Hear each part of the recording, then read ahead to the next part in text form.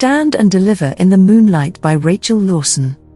It was a cool and crisp night in the Epping Forest. The stagecoach moved amongst the shadows of a full silver moon, which gave the forest a magical glow, thought Mary Gregory, a passenger of the coach. Her brother the magistrate, Sir Thomas Gregory, thought it felt less magical but more eerie and dangerous. He saw highwaymen and footpads in every shadow. The driver was also nervous, as highwaymen were known to work these woods.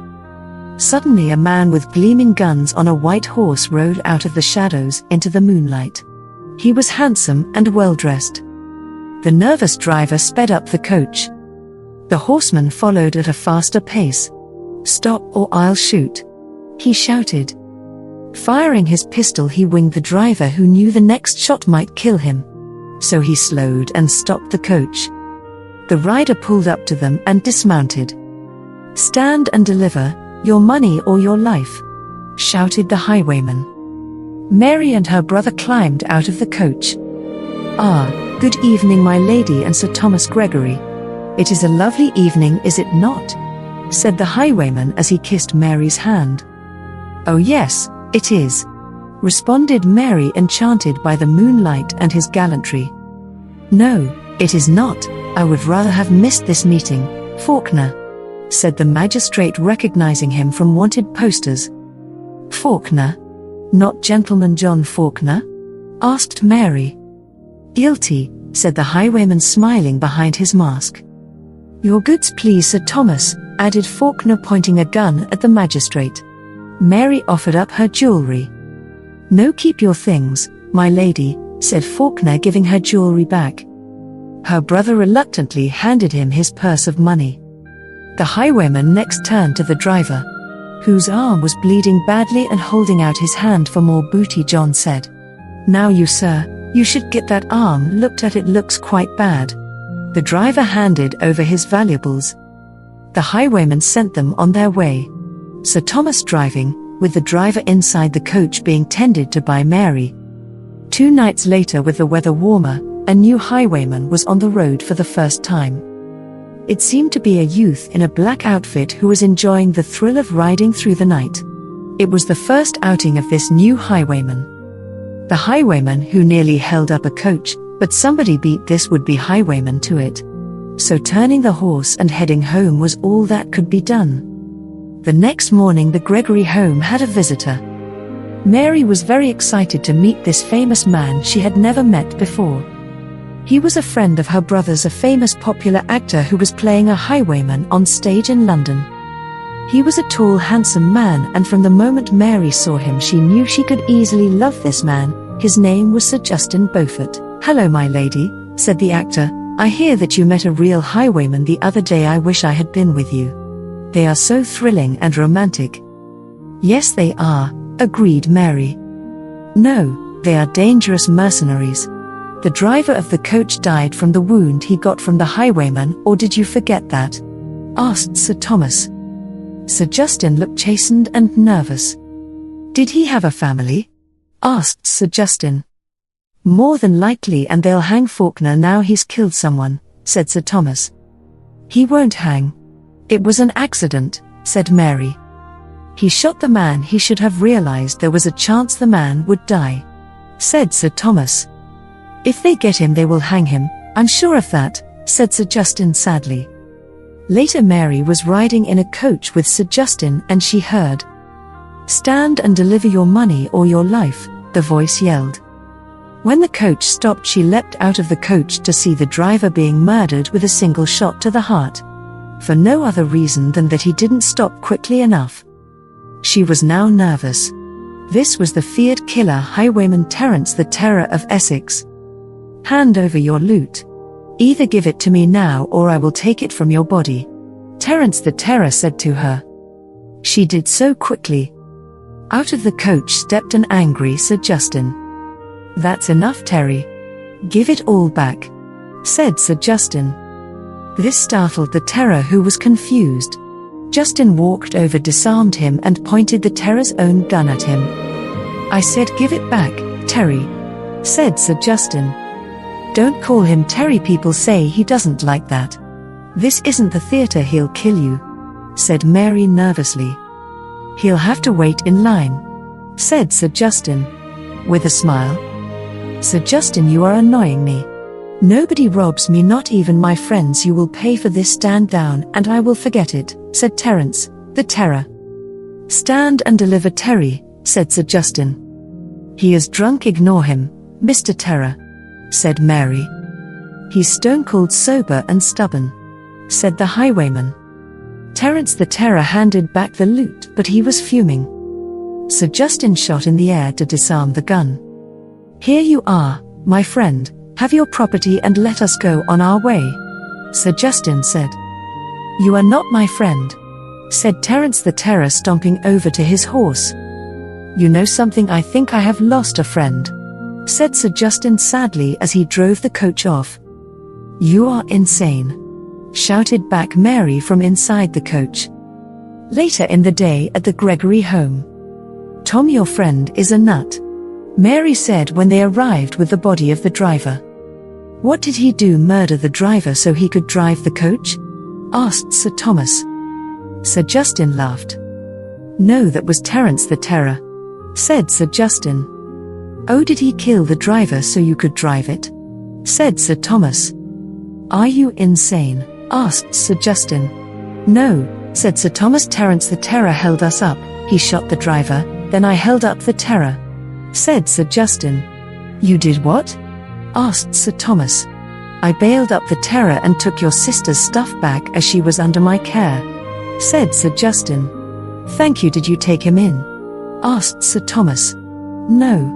I let him go," said Sir Justin. "Why did you do that?" asked Sir Thomas.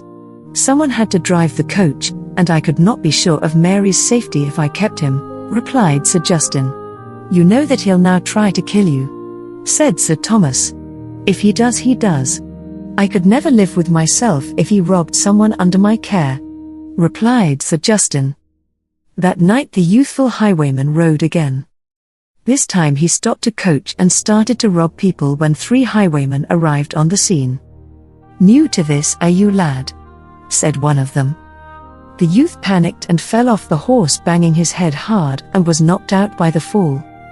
"Terry, I think you killed him," said one of the others. He was the black-clad highwayman, named the Ghost for his sudden appearances and disappearances. "Ghost, the boy's knocked out." "Not dead," said Gentleman John, who was riding with them. "Terry just scared him," said John. "We can't leave him here. What will we do?" said the highwayman. "The Ghost, a Robin Hood type highwayman." They completed the robbery. John picked the body up and hung it over his horse. The Ghost took the horse of the young highwayman and they rode off to Gentleman John's house. "I'll look after him till he comes round," offered John. The odd band of highwaymen sat drinking and chatting for a few hours, and then the Terror and the Ghost left.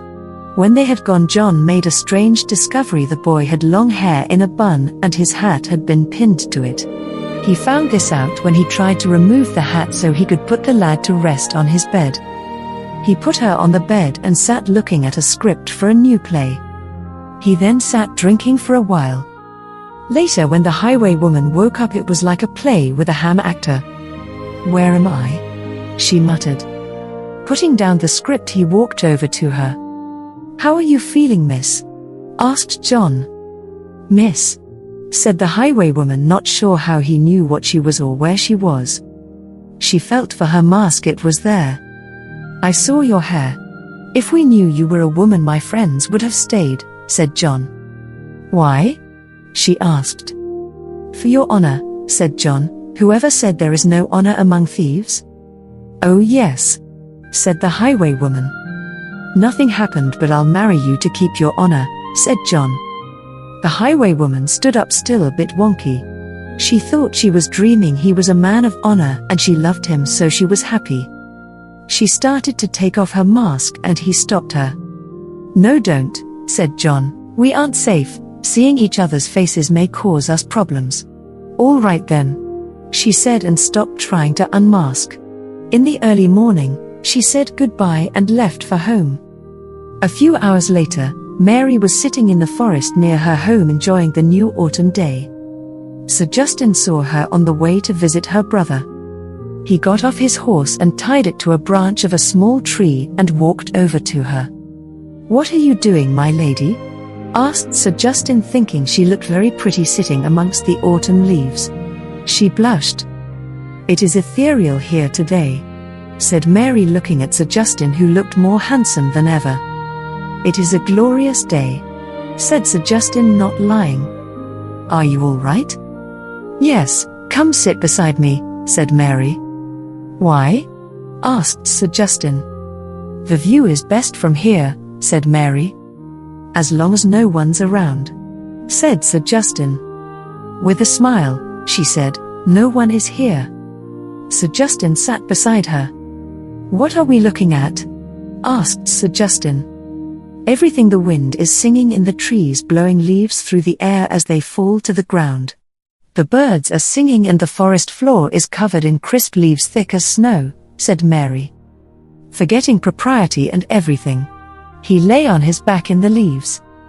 "I have never seen anything so beautiful.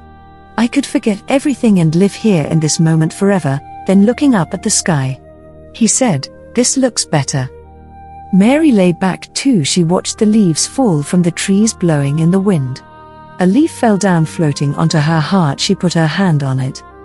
A voice interrupted the scene. "There you are, Mary. Have you been with him all night? Everyone has been looking for you," accused Sir Thomas.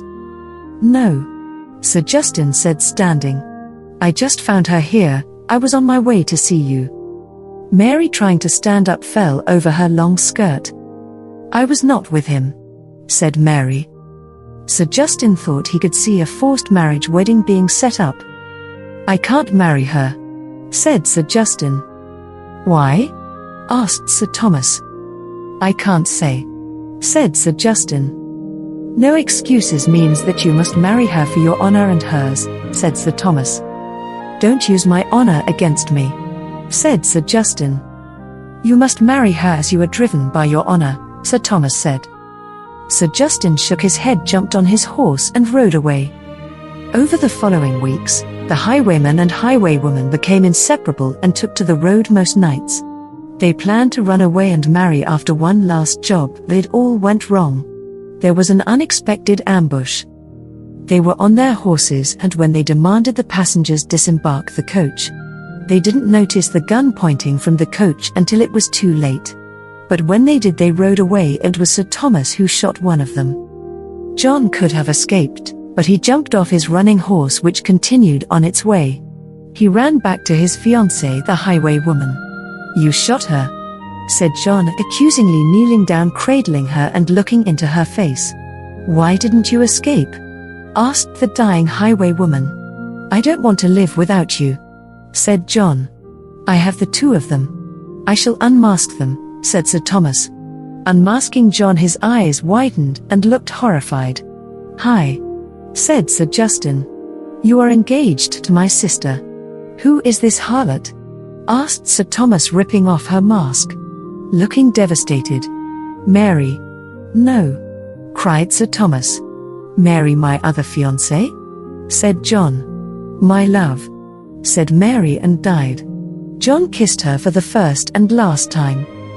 A few weeks later, John joined her in death. As John was standing on the gallows at Tyburn, Sir Thomas watched the noose go round John's neck. Sir Thomas was sad. He knew he'd missed John and Justin. The executioner reached for and pulled the lever for the trapdoor. Then the magistrate closed his eyes. He saw Mary and John lying in the leaves in the forest, and he heard John saying, "I have never seen anything so beautiful. I could forget everything and live in this moment forever."